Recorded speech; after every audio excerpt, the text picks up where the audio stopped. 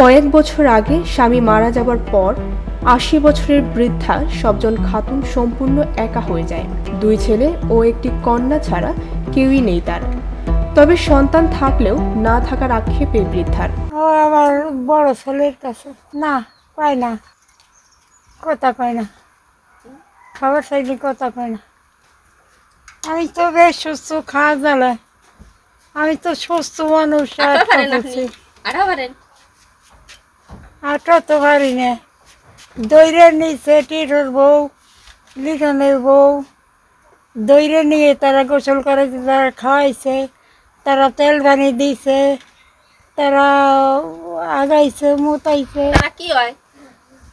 কিছু হয় না, না হইলো তারা আমার কিছু হয় না। তাই হেনে কার কাছে রইছেন?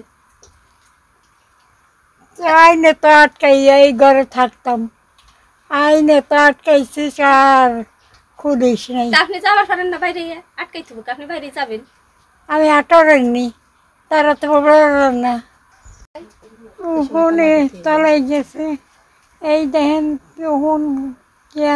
স্থানীয় প্রতিবেশী সূত্রে জানা যায় ৮০ বছরের বৃদ্ধার সবজন খাতুনকে তার পুত্রবধূ ও সন্তান মিলে নানা রকম মানসিক ও শারীরিক টর্চার করেন।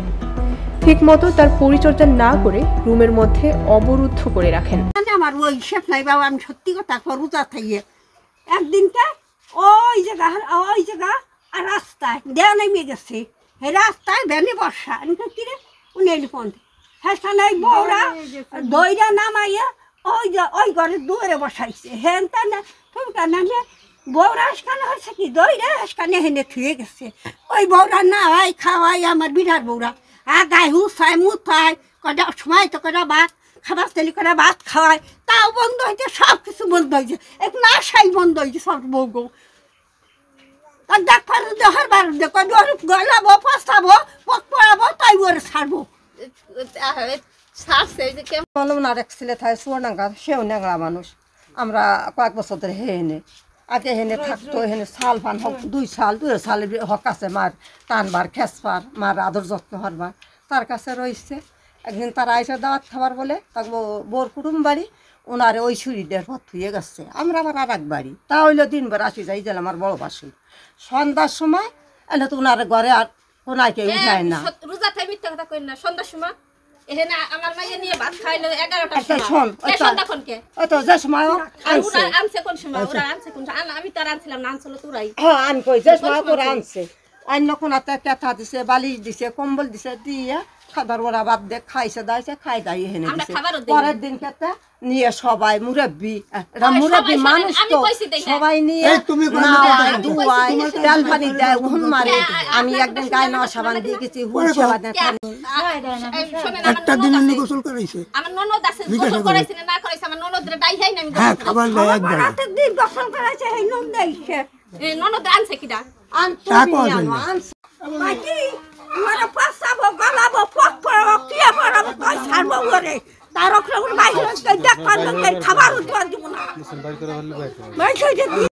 নামাজ পড়বা যাই দেখি তালা মারা থাকে সবসময়, এটাই জানি তালা মারা থাকে। নামাজ পড়ি 5 ওয়াক্ত দেই, এই সময় তালা মারা থাকে। আমি তো কথা বলবো কেন? কথা কথা না সে ওইটাই বলতেছে, তার সেবা যত্ন এখানে আশা করা আমরাই করতাম, বুঝছেন। এই পাশে আমাকে বাড়ির পাশে নাই, আমরা নিয়ে যেতাম ওখানে। ওনারা আমি 1.5 মাস পর্যন্ত আমি ওনার পায়খানা করে আমি নিজেই ওনারে পায়খানা পানি খরচ করেছি, পরে ভাত খাইছি, আমি ধুয়ে দিতাম। মাথায় হুকুম ছিল, এতগুলো হুকুম মাইরে দিচ্ছেন ওনার পর। আমার অন্য মুরব্বী দেখে ওনার পর অন্যরকম একটা টান দেখে আমি ওনারে সেবা যত্ন করবা চাই, এখন করবা চাই। সম্প্রতি রবিবার সকাল থেকে বৃদ্ধাকে আটকে রাখলে প্রতিবেশীদের নজরে আসে। তারা তাৎক্ষণিক প্রতিবাদ জানালে তাতে ক্ষুব্ধ অসুস্থ বৃদ্ধার ছোট ছেলে আবুল কালাম। খবর পেয়ে স্থানীয় সাংবাদিকেরা ঘটনাস্থলে পৌঁছান। সাংবাদিকদের উপস্থিতি টের পেয়ে ঘরের দরজা খুলে দেন তিনি। কেন বৃদ্ধাকে অবরুদ্ধ রাখা হয়েছিল সে বিষয়ে বৃদ্ধার ছোট ছেলে আবুল কালামের কাছে জানতে চাইলে তিনি এক পর্যায়ে সাংবাদিকদের উপর ক্ষেপে যান এবং বলতে থাকেন, আমার মাকে আমি যা ইচ্ছা করব, তাতে কার কি?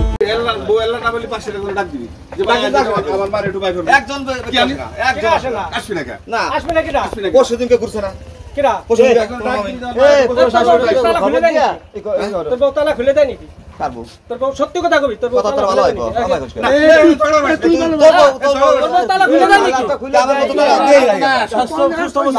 খুলে দেয়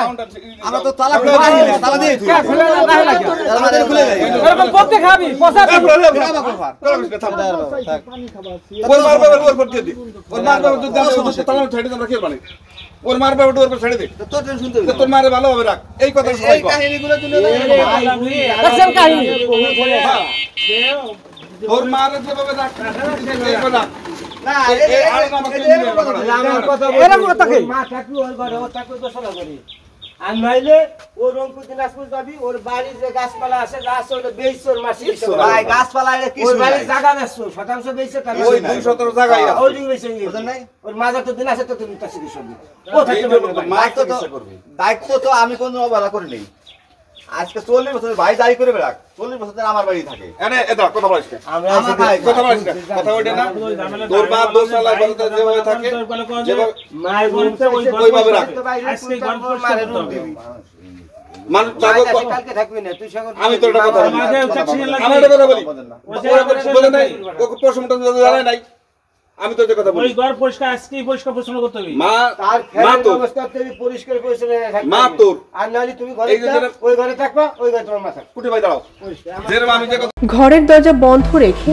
নির্যাতনের বিষয়ে অভিযুক্ত আবুল কালামের স্ত্রী রেহেলা জানান মূলত চুরির ভয়ে তাকে তালা মেরে রাখা হয়েছিল।